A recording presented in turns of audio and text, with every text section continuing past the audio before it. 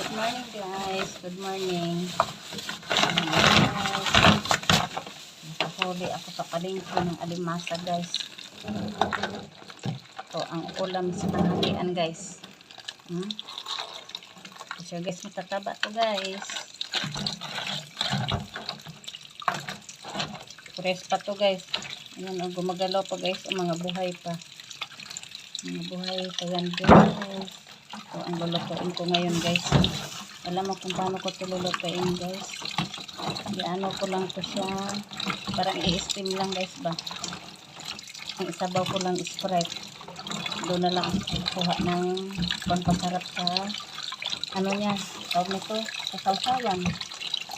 Ganyan lang. Ito guys.